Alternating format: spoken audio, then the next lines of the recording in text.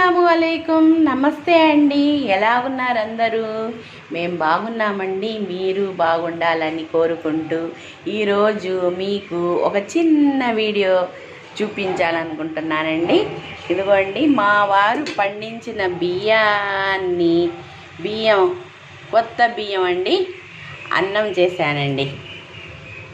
ఇదిగోండి, గుజ్జులాగా వచ్చేసింది. కొత్త బియ్యం ఇట్లాగే ఉంటుందండి, కానీ చాలా టేస్ట్గా ఉందండి. మెత్తగా నోట్లో వేసుకుంటే కరిగిపోతుంది. ఏమి కెమికల్ లేకుండా న్యాచురల్గా పండించిన రైస్ అండి ఇది. చూడండి, ఇదేమో పప్పులో ఇంకా పెరుగన్నంలో చాలా బాగుంటుందండి.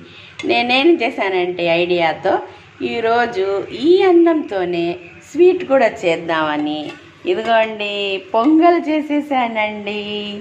స్వీట్ పొంగల్ చూడండి ఎంత బాగుందో, చూడ్డానికే ఇంత బాగుంటే ఈసారి ఎలా చేశానో చూపిస్తానండి.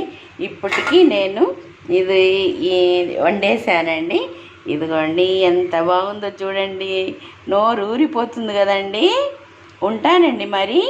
లైక్ చేయండి, షేర్ చేయండి, సబ్స్క్రైబ్ చేయండి, కామెంట్స్ పెట్టండి. ఉంటానండి మరి.